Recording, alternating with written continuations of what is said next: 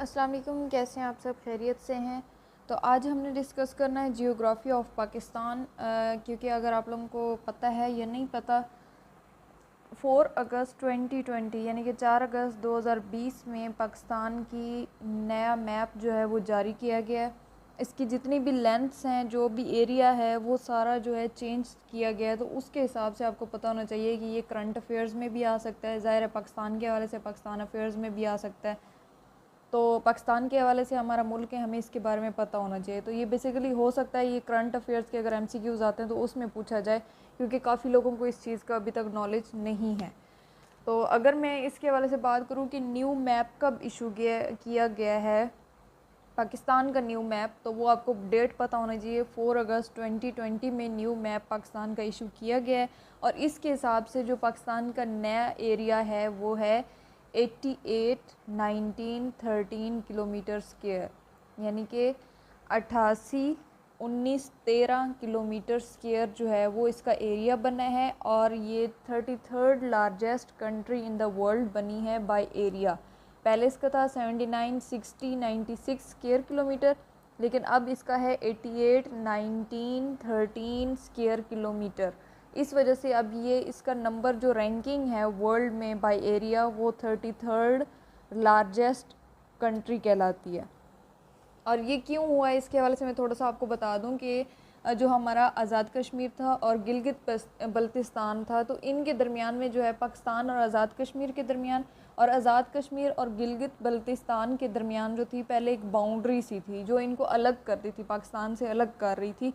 वो एक अलग जगह इनकी बन जाती थी। लेकिन अब जो है इनको इनकी वो जो बाउंड्री थी दरमियान में, उसको ख़त्म करके उसको भी पाकिस्तान का हिस्सा बना दिया गया है। और इसके अलावा जम्मू एंड कश्मीर जो है उसको और लद्दाख को, इनको अलग अलग स्टेट्स बना दिया गया है। वैसे स्टेट के हवाले से अगर मैं बताऊं तो जो बाकी कंट्रीज़ हैं वो इसको स्टेट कहते हैं, लेकिन हमारे मुल्क में इसको जो है सूबा भी कहते हैं। ठीक है, सूबा कह सकते हैं। वो उनको अलग से स्टेट्स बना दिया गया, इस वजह से जो पाकिस्तान का एरिया है वो इंक्रीज़ हो गया।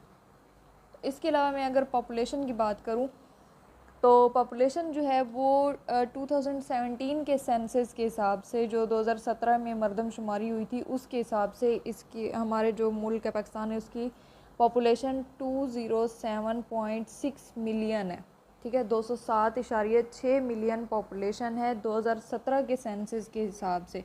अगर हम 2022 की पॉपुलेशन को निकालें ना, तो वो 242 मिलियन तकरीबन जाके बनती है। ठीक हो गया। तो इसमें जो पॉपुलेशन के हवाले से हम लोग पहले भी पढ़ चुके हैं, फिर से आपको बता दूं कि हमारे जो पाकिस्तान है वो 5th नंबर पर आता है 2017 के सेंसस के हिसाब से। पूरी दुनिया में पॉपुलेशन के हिसाब से ये 5th नंबर पर आता है। तो एक दफ़ा फिर से रिमाइंड कर लेते हैं कि फ़र्स्ट पर कौन सा था, China, second India, third USA, fourth Indonesia and fifth one is are Pakistan. इसके अलावा अगर मैं लिटरेसी रेट की बात करूं कि पाकिस्तान में 2022 के हवाले से अगर हम देखें, तो 2022 के हवाले से लिटरेसी रेट जो है वो 62.3% लिटरेसी रेट है। और ये भी लिटरेसी रेट इस तरह से निकाला गया है कि ये लोग ऐसे लोगों का नाम है, यानी कि 62% वो लोग हैं जो अपना नाम लिख सकते हैं, यानी कि सिग्नेचर करने और नाम लिखना हो तो ये 62% वो हैं जो लिख सकते हैं। और अगर इनमें से भी पढ़े लिखे, सही पढ़े लिखे निकाला ना, जिस तरह हम लोग हैं, हम लिख सकते हैं, हम एजुकेटेड पीपल हैं, तो इसका लिटरेसी रेट जो है वो बहुत ज़्यादा डाउन हो जाता है। तो आप कह सकते हैं कि इस टाइम 60 मिलियन पीपल तो ऐसे हैं जो अपना नाम लिखना भी नहीं जानते। ठीक है, पेंसिल पकड़ना भी आप कहेंगे वो नहीं जानते कि लिखना किसे कहते हैं। तो 60 मिलियन पीपल इस टाइम पाकिस्तान में ऐसे मौजूद हैं। इसके बाद बॉर्डर लाइन की बात कर लेते हैं कि पाकिस्तान की बॉर्डर लाइन या बाउंड्री कौन सी है। तो ये 4 कंट्रीज़ के साथ अपनी बॉर्डर लाइन को शेयर करता है। फर्स्ट है China, second one India, third one Iran and the fourth one is Afghanistan. इसके अलावा इसकी कोस्टल लाइन की बात करें, तो कोस्टल लाइन के हवाले से मैं अगर बताऊँ कि कोस्टल लाइन किसको कहते हैं, तो किसी सी के साथ, किसी दरिया के साथ, किसी समंदर के साथ जो है, जब आप कोई भी एरिया होता है वो उसके साथ कनेक्टेड होता है, साहिल को कहते हैं। ठीक है, जो किसी सी के साथ कोई कनेक्टेड एरिया होता है उसको कोस्टल कहते हैं। तो कोस्टल लाइन यानी कि कोई साथ से समंदर या दरिया गुज़र रहा हो, बड़ा सी गुज़र रहा हो, तो उसको कोस्टल लाइन कहते हैं। तो हमारी जो कोस्टल लाइन शेयरिंग है वो अरेबियन सी के साथ है, और ये अबाउट 1058 किलोमीटर इसकी जो कोस्टल लाइन है ना हमारे पाकिस्तान की, वो है 1058 किलोमीटर।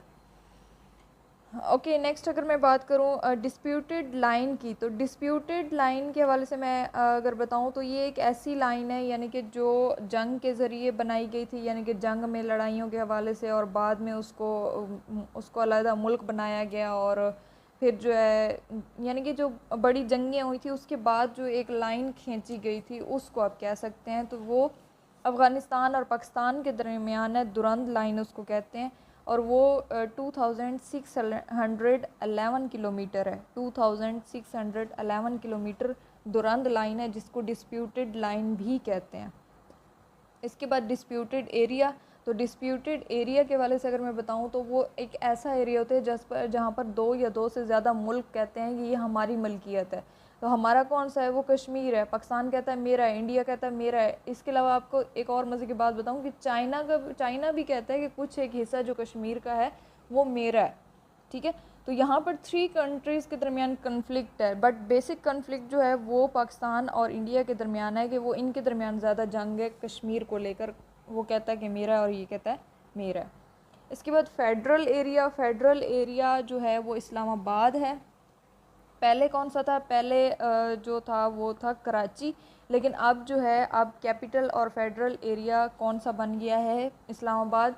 तो इसके वजह से ये भी मैं बता दूं कि ये 1960s में इस्लामाबाद को बनाया गया था, इससे पहले कराची था, और कहीं कहीं पर इसकी डेट 1959 भी आती है। तो ये आप लोगों ने ख्याल करना है, ये पास्ट पेपर्स में इस चीज़ को जो है किया गया है, प्रोमिनेंट किया गया है कि इस्लामाबाद को कैपिटल कब बनाया गया था।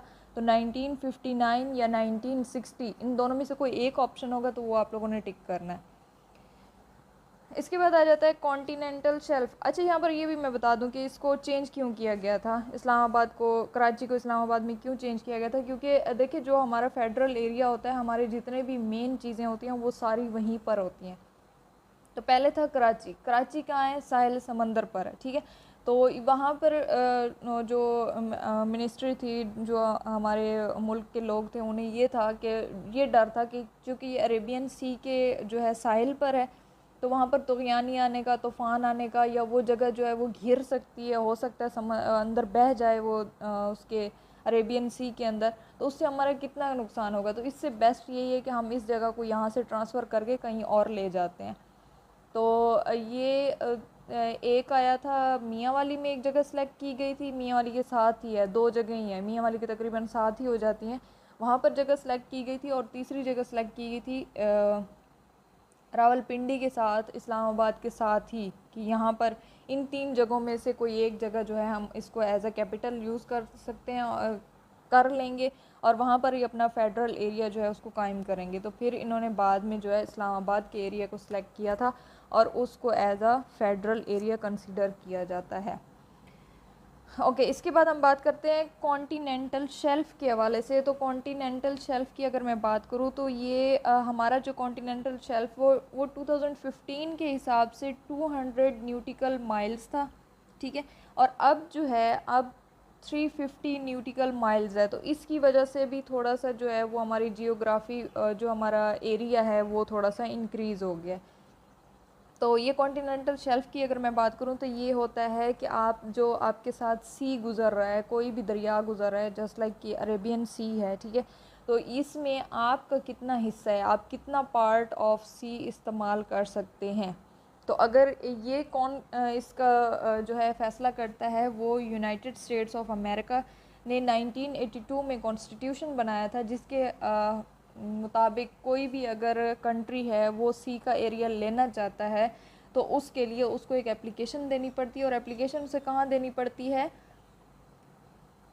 वो उसे देनी पड़ती है UNCLCS।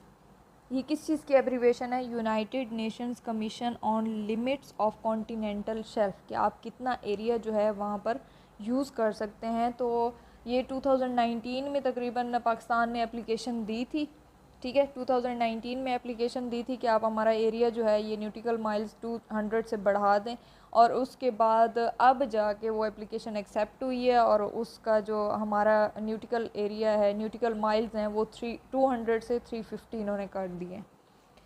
ओके, इसके अलावा जो है मैं आपको मैप के हवाले से थोड़ा सा बता दूं कि हमारी नॉर्थ साइड पर क्या है चाइना, वेस्ट साइड पर Afghanistan and Iran, and east side पर क्या है इंडिया, एंड साउथ साइड पर कौन सी है अरेबियन सी आ जाती है। तो इनको डिस्कस करते हैं कि इनके बॉर्डर्स और इनके साथ हमारे कौन कौन सी चीज़ें लिंक्ड हैं। जी, तो फर्स्ट हम डिस्कस कर लेते हैं अपनी ईस्ट साइड को। तो ईस्ट साइड पर कौन सी हमारी कंट्री आ जाती है, हमारी ईस्ट पर है इंडिया। ठीक है, तो इंडिया के साथ पाकिस्तान अपना कितना बॉर्डर शेयर करता है, वो है 2100 किलोमीटर। ठीक है, 2100 किलोमीटर जो है बॉर्डर शेयर कर रहा है पाकिस्तान अपना इंडिया के साथ, और इसको रेड क्लिफ लाइन भी कहा जाता है। और ये कब बनाई गई थी, ये बनाई गई थी 17 अगस्त 1947 में, यानी कि जब पाकिस्तान और इंडिया की अलहदगी हुई थी तो उसके बाद 17 अगस्त 1947 में ये एक लाइन बनाई गई थी कि ये वाली साइड जो है ये इंडिया की होगी और ये वाली साइड जो है वो पाकिस्तान की होगी। तो इसको रेड क्लिफ लाइन भी कहते हैं, और इसका एरिया कितना है, इसका बॉर्डर कितना है, ये है 2100 किलोमीटर। ये आप लोगों ने ज़रूर चीज़ें याद रखनी है, ये MCQs के हवाले से बहुत इंपॉर्टेंट है। अच्छा, इसके बाद एक क्रीक आता है, ये मैं आपको पिक्चर में भी दिखा देती हूँ। क्रीक बेसिकली होता है, जैसे अब अरेबियन सी है तो इसका कुछ एक पार्ट जो है वो लैंड के अंदर आ जाता है, उसको कहते हैं क्रीक। ठीक है, कुछ ये सी का कुछ एक एरिया, कुछ एक पार्ट जो है वो जब लैंड के अंदर चला जाता है तो उसको क्रीक कहते हैं। तो यहाँ पर एक क्रीक है पाकिस्तान और इंडिया के दरमियान, तो उसको जो है ये कन्फ्लिक्ट के लिए भी रखा गया, डिस्प्यूट के लिए भी रखा है कि चलो एक इसको ना जब कर रहे थे, पार्टीशन कर रहे थे, तो वो भाई उनको ये था कि वो इसकी फुल बाउंड्री लगा लेते तो अच्छा था, लेकिन इन्होंने क्या किया कि इन्होंने उसको ऐसे ही छोड़ दिया। और अब पाकिस्तान कहता है कि ये क्रीक वाला हिस्सा मेरा है और इंडिया कहता है कि ये क्रीक वाला हिस्सा मेरा है। हालांकि क्या है कि ये दरमियान से डिवाइड होकर दो साइड्स पर आता है, बट ये पाकिस्तान और इंडिया के दरमियान अभी तक डिस्प्यूट चल रहा है। पाकिस्तान कहता है क्रीक मेरा है और इंडिया कहता है क्रीक मेरा है। तो इस क्रीक का नाम अगर मैं बताऊं तो इसको सर क्रीक कहते हैं। ठीक है, इसको सर क्रीक कहते हैं। ओके, इसके बाद अगर लीगल पैसेजेस के हवाले से बात करें कि ऐसे कौन कौन से लीगल वेज़ हैं, कौन कौन से लीगल रास्ते हैं जिनके ज़रिए आप इंडिया जा सकते हैं और इंडिया वाले पाकिस्तान आ सकते हैं, तो ये 3 हैं। करतारपुर जो कि नारोवाल में है, ठीक है, इसके बाद है वाघा बॉर्डर जो लाहौर में है, एंड गंडा सिंह ये कसूर में मौजूद है। ठीक है, तो जो पाकिस्तान की साइड पर है वो नारोवाल है, और इंडिया की साइड पर है डेरा बाबा नानक। वो जैसे हमारे नारोवाल की सिटी है ना, इसी तरह उनका है डेरा बाबा नानक, और दरमियान में कौन सा है, करतारपुर है। इसी तरह हमारा वाघा के एक हमारी साइड पर लाहौर है और उनकी साइड पर अटारी आता है। अगर गंडा सिंह की बात करें तो हमारी साइड पर कसूर आता है और उनकी साइड पर अब मुझे याद नहीं है हुसैनापुर है या हुसैनाबाद है, इस तरह से कुछ एक एरिया है, कुछ एक जगह का नाम है जो हम जिनके दरमियान में गंडा सिंह का जो है पैसेज आता है। नेक्स्ट हम बात कर लेते हैं अपनी नॉर्थ साइड की। तो नॉर्थ में हमें पता है कि चाइना है, चाइना के साथ हम जो बॉर्डर शेयर करते हैं वो है 599 किलोमीटर। इसके अलावा इसके साथ मैं ये भी बता दूं कि ये शॉर्टेस्ट बॉर्डर भी है। अगर MCQs में आ जाता है, ये पास्ट पेपर में मैंने इसका MCQs देखे कि Pakistan shares the shortest border with which country, तो शॉर्टेस्ट बॉर्डर जो है वो चाइना के साथ है 599 किलोमीटर। और ये एग्रीमेंट हुआ था 1963 में भुट्टो और फॉरेन मिनिस्टर्स के दरमियान। उस टाइम फॉरेन मिनिस्टर भुट्टो था पाकिस्तान का, और चाइना को जो था वो काइलिन था। ठीक है, काइलिन और भुट्टो के दरमियान एक एग्रीमेंट हुआ था, उसके हिसाब से फिर ये बॉर्डर बनाया गया था, और ये 1963 में हुआ था। ये भी आप लोगों ने याद रखना है कब ये बॉर्डर बनाया गया था, 1963 में। और इसके अलावा मैं बता दूं कि डिस्प्यूटेड एक एरिया था जो पाकिस्तान, चाइना और इंडिया के दरमियान था, यानी कि पाकिस्तान कहता था ये मेरा है, चाइना कहता है मेरा है, और इंडिया कहता कि ये मेरा है। तो ये तकरीबन 740 किलोमीटर स्क्वायर का एरिया था जो पाकिस्तान ने 1960s में आके 1960 में आके जो है पाकिस्तान ने कहा था कि ठीक है जी, ये आपका एरिया, ये आप ही रखें। और ये जो था 1963 में, ठीक है, 1963 में ही उसने पाकिस्तान ने जो है ना इससे जान छुड़ा के साइड पे हो गया। लेकिन अभी तक ये जो है इंडिया और चाइना के दरमियान डिस्प्यूट चल रहा है, वो कहता मेरा है, वो कहता मेरा है। तो ये अस्काई चिन का एरिया है जो पाकिस्तान ने छोड़ दिया था, और ये 740 किलोमीटर स्क्वायर का एरिया।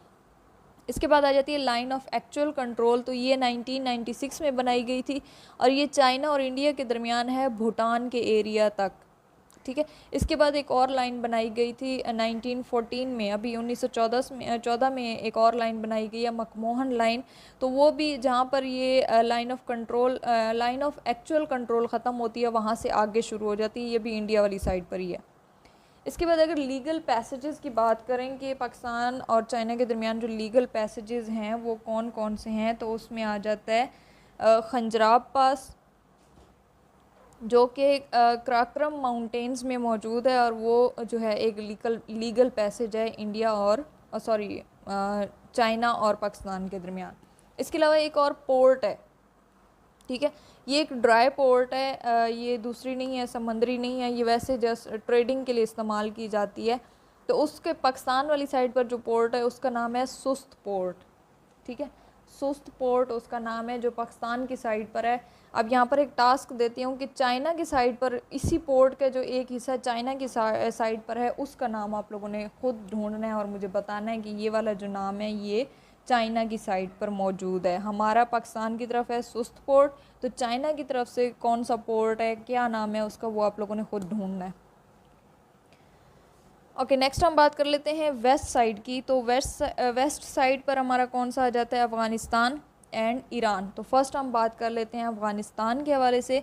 तो अफ़गानिस्तान जो है उसका बॉर्डर है 2611 किलोमीटर, तो ये लॉन्गेस्ट बॉर्डर भी है। अगर आ जाता है कि पाकिस्तान का लॉन्गेस्ट बॉर्डर किस कंट्री के साथ है तो वो कौन सी है, वो है अफ़गानिस्तान, और इसकी मेजरमेंट क्या है 2611 किलोमीटर, और इसको दुरंद लाइन भी कहा जाता है। अच्छा, इसके वाले से भी एक बड़ी मज़े की बात है कि अफ़गानिस्तान ज़ाहिर है आपको पता है कि पहले जो है ब्रिटिश हुकूमत थी, पूरे सब कॉन्टिनेंट पर हुकूमत जो थी वो ब्रिटिश की थी। तो 1893 में जो है इसका एग्रीमेंट हुआ था इस दुरंद लाइन के हवाले से कि ये इस तरह से अलग अलग होगी। लेकिन जो अगर आपको पता हो एंग्लो अफ़गान वार के बारे में, क्योंकि मैं इतना ज़्यादा डिटेल में नहीं जाती क्योंकि ये हिस्ट्री में चली जाएगी, तो अफ़गानिस्तान और जो है जो थे ब्रिटिश, इनके दरमियान सेकंड एंग्लो अफ़गान वार हुई थी। तो उसके दरमियान जो है ये फिर एक बॉर्डर खींचा गया था कि ये अफ़गानिस्तान का एरिया और ये जो है सब कॉन्टिनेंट का है, बरसग़ीर का एरिया है, ठीक है। तो उस टाइम दो मेजर पर्सनैलिटीज़ थी जिनके दरमियान ये एग्रीमेंट हुआ था और ये लाइन बनाई गई थी 1893 में, ठीक है, उसको दुरंद लाइन कहते हैं। और कौन कौन सी दो मेजर पर्सनैलिटीज़ थी ये भी MCQs में आया हुआ है, इस वजह से मैंने डिस्कस किया है। ब्रिटिश के थे सर मोर्टिमर दुरंद, ठीक है, और जो अफ़गानी थे वो थे अब्दुर्रहमान ख़ान। तो ये अफ़गानी का उन्होंने पूछा हुआ था कि अफ़गानिस्तान की जो कौन सी ऐसी पर्सनैलिटी थी जिन्होंने दुरंद लाइन के दौरान जो एग्रीमेंट हुआ था उसमें हिस्सा लिया था, ये किन के रहते हुए ये दुरंद लाइन बनाई गई थी। तो उस टाइम थे अब्दुर्रहमान ख़ान अफ़गानी, ठीक है, अफ़गानी कौन से थे, अब्दुर्रहमान ख़ान। तो ये MCQs भी आया हुआ है। इसके बाद 1919 में 1919 में फिर से थर्ड एंग्लो अफ़गान वार लड़ी गई थी, जिसके बाद जो है अफ़गानिस्तान को बिल्कुल इंडिपेंडेंस हो गई थी, वो बिल्कुल ब्रिटिश से अलग हो गए थे। और उस टाइम जो है इसको बाकायदा तौर पर अलहदा, चूँकि अलहदा हो गया था अफ़गानिस्तान, तो इस वजह से अगर आप कहेंगे ऑफिशियली ये लाइन कब थी तो वो 1919 में थी, बट बनाई कब गई थी, ड्रा कब की गई थी, 1893 में, ठीक है। और अच्छा, ये एक और बात बताऊं कि ये जंग जो है ये किस ट्रीटी के तहत ख़त्म हुई थी, तो ये थी गंडमार्क ट्रीटी थी, जिसके बाद जो है ये जंग ख़त्म की गई थी, ठीक है। और अगर क्वेश्चन आ जाता है कि border of Afghanistan was revised in, तो revised in 1919 and drawn in 1893। तो ये आप लोगों ने थोड़ा सा ख्याल करना, ये थोड़ा सा कंफ्यूजिंग क्वेश्चन है बट ये क्वेश्चन आता है। ओके, इसके अलावा हम बात कर लेते हैं लीगल पैसेजेस के हवाले से कि लीगल पैसेजेस अफ़गानिस्तान और पाकिस्तान के दरमियान कौन कौन से हैं। तो वो है अंगूर अदा, तो ये भी मैं बता दूं कि ये लीगल वाटर क्रॉसिंग एरिया है, यानी कि जैसे समंदरी या दरियाई इलाका होता है ना, ये वैसा है, यानी कि ये वाटर क्रॉसिंग एरिया है। और अंगूरदा इसका नाम है। इसके अलावा है ग़ुलाम खान, तुरखम, कारालाची, चमन एंड बेदानी। तो ये कुछ एक 6 ऑलमोस्ट हैं जो लीगल पैसेजेस हैं। ओके, नेक्स्ट हम बात कर लेते हैं अपने ईरान की। वेस्ट साइड पर हमारा कौन सा आता है? ईरान आ जाता है। ईरान का बॉर्डर की अगर मैं बात करूँ तो ये 1958 में जो है बॉर्डर के हवाले से बनाया गया था, ठीक है। और 909 किलोमीटर जो है इसकी लेंथ है। ईरान के बॉर्डर की लेंथ कितनी है? 909 किलोमीटर। और इसके 2 नाम हैं। एक पहले 1958 में एक नाम रखा गया था गोल्ड स्मिथ लाइन, ठीक है। और अब 2000 में जो है इसका एक और नाम रखा गया था लालक जान बाउंड्री। तो इसके 2 नाम है, आप लोगों ने याद रखने हैं। 1958 में 1958 में नाम रखा गया था गोल्ड स्मिथ, और 2000 में इसको लालक जान बाउंड्री का भी नाम दिया गया। तो इसके 2 नाम है। और इसका बाउंड्री का एरिया कितना है? 909 किलोमीटर, 909 किलोमीटर, ठीक हो गया। ओके, इसके बाद इसके अगर लीगल वेज या लीगल पैसेजेस की अगर बात करें तो इसका फर्स्ट आ जाता है गबद, ठीक है। सेकंड वन इज़ मंद and the third one is Taftan. इसके बाद हमारी साउथ साइड की अगर हम बात करें तो हमारी साउथ साइड पर हमें पता है कि अरेबियन सी आती है और उसकी कोस्टल लाइन कितनी है? 350 न्यूटिकल माइल्स वो हमारे पास मौजूद है। और उसकी कोस्टल लाइन कितनी है?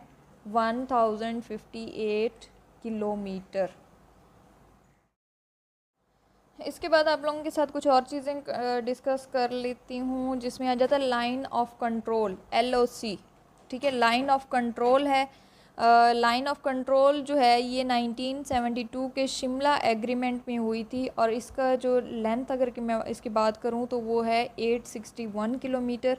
और ये एग्रीमेंट हुआ था भुट्टो और इंदिरा गांधी के दरमियान, ठीक है। भुट्टो और इंदिरा गांधी के दरमियान हुआ था। और ये जो हमारा जम्मू कश्मीर है और इसके अलावा जो है मकबूजा कश्मीर को इंडियन ऑक्युपाइड कश्मीर भी कहते हैं, इंडियन हेल्ड कश्मीर भी कहते हैं, IOC या IHC, ठीक है। तो ये दोनों चीज़ें कौन सी हैं? ये मकबूजा कश्मीर जो है उसको कहते हैं।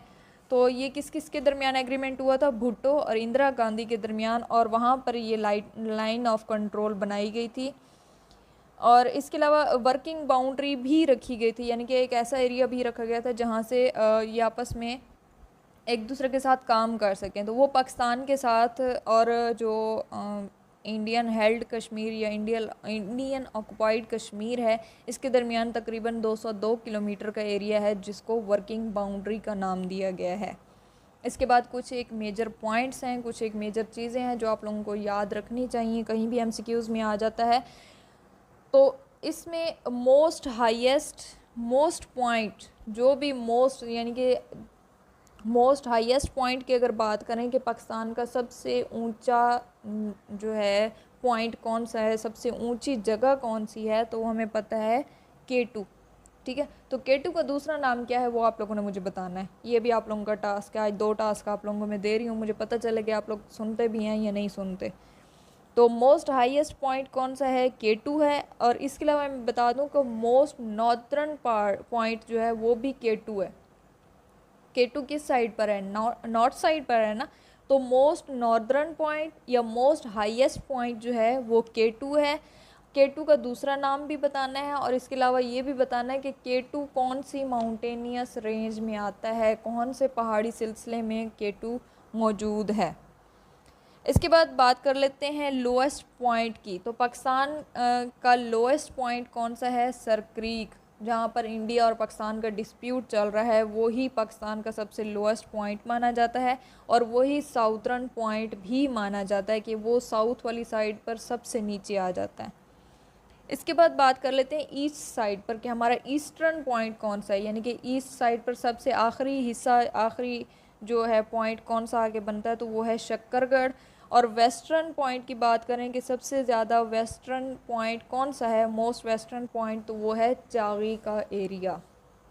इसमें अगर किसी चीज़ की किसी पॉइंट के समझ ना आई हो तो आप काइंडली मुझे दोबारा मैसेज करके पूछ सकते हैं।